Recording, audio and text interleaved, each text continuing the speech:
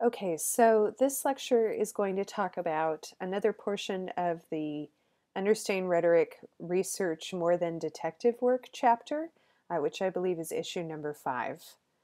So, the main part of, or the focus of this lecture is going to be on summary, paraphrase, and quotation, essentially the ways in which you would use outside sources to help back up your argument.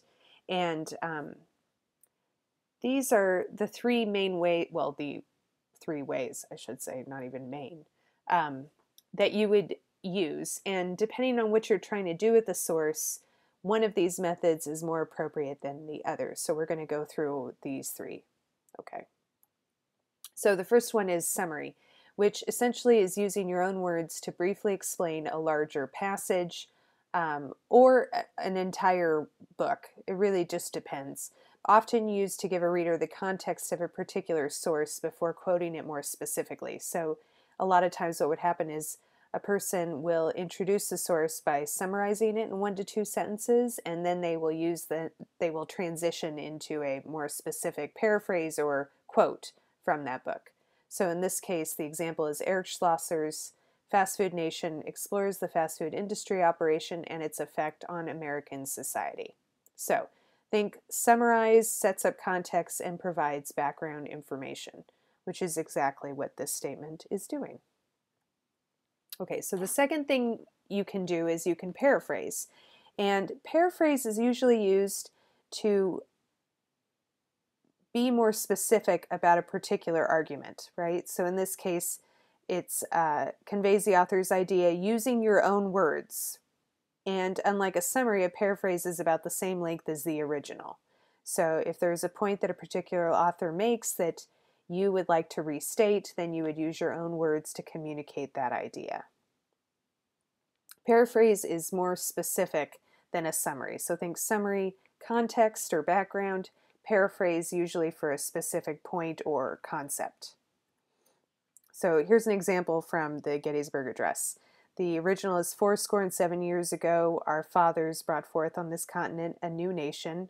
I feel like I should have an Abraham Lincoln voice right now, but I cannot pull that off. And, the quote continues. So here, I paraphrased, I said, in the opening of the Gettysburg Address, Abraham Lincoln highlights that the United States founding fathers intended to form a new government based on liberty and equality. So I may have used 1 or 2 words from the original, but basically those were concepts that had to be reiterated. But this second passage is my own phrasing. So the third thing that you can do is use quotes. And what I find over the last 8 years of teaching English is that people love to quote. They embrace quoting in a way that I never thought was necessary. But I think part of it's because they don't realize that you only quote things for certain reasons. So this slide and the next one are about why you would quote. Okay. And the banner from the book is right. You use it to draw attention to the author's own words or phrasing. So usually people will use a quote if the language is especially vivid or expressive, or the exact wording is needed for technical accuracy. So if I'm talking about, say I was talking about antidepressants, and you were explaining a treatment approach for depression that would be used as a replacement for antidepressant medication, right? Well, there's a very good chance that I'm going to have to use some technical terms because I'm explaining a treatment approach, so I'm not going to be able to word that any other way, most likely. So in that case, I would probably quote it. So the other 2 reasons is it's important to let debaters of an issue explain their positions in their own words.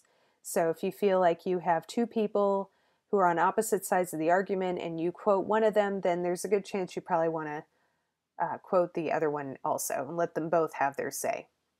So I guess if I'm thinking, a lot of times I've used this example, if you think of a political debate and say, it was back in the primaries in 2008. Wow, it feels like forever ago. But if I wanted to talk about an issue and I quoted Hillary Clinton, then I might also quote Barack Obama, right? What scares me is I feel like I've erased the Romney Obama But the same idea would apply. It's like I've almost forgotten that election happened. It's very odd. Anyway, don't quote me on that. So the last thing would be when the words of an important authority lend weight to the discussion. So if you give an opinion and somebody well known in the field agrees with you, then you would state your opinion and then say, so-so also feels this way, and then you would quote them. So quoting often is difficult for people in the sense that not only do they overquote, but when they do quote, they kind of drop it into the middle of a paragraph and they don't think about how to transition into it or transition out of it. So when you're introducing a quote, sometimes people like to use signal phrases, and these are a couple of examples. In the words of researchers Greenfield and Davis, and then you put your quote. As legal scholar Jay Keeson has noted, and then you state the quote. So these are a couple ways, but there are also some other verbs that you can use so that way, you know, a lot of times people rely on states, but you don't always have to say so-and-so states this. You can use these other verbs. The thing you want to be careful of is a suggestion is different than an assertion. So if somebody is suggesting an idea, do not say that they're arguing or asserting it, because that's not in keeping with the true meaning of the passage. So it's good to keep a list of these kind of words on the side, so that way when you're writing longer papers and you feel like you're constantly saying the same thing over and over, you can look at these words and use them instead. Okay, so here's an example. The mall has been called, the first one is a blended quote where the quote is just integrated into the wording of the sentence. So the mall has been called a common experience for the majority of American youth, right? So here I took a phrase from another quote and I just put it into the sentence. And notice that I did use a citation here because I'm taking this phrase from somebody else. So I'm going to put the last name and the page number. Now there are different rules for citations that we won't go over this particular week. We'll go over them next week, but just keep that in mind. Now the one down here, it's according to William Severini Kowinski, author of The Malling of America. The mall is a common experience for the majority of American youth. So here I've used a signal phrase, right? And then I've put my quote. Now notice because I've used Kowinski in the sentence, I don't need to repeat it in the citation, so I just put the page number. So that's just a quick rule to think about when you're making citations. Okay, so this was the original quote. And I didn't, in this case, those previous ones, I only took a phrase, right? But sometimes you'll use a whole quote like this too. And that's totally fine. The important thing is to think about why you're quoting all of this and whether or not it's essential.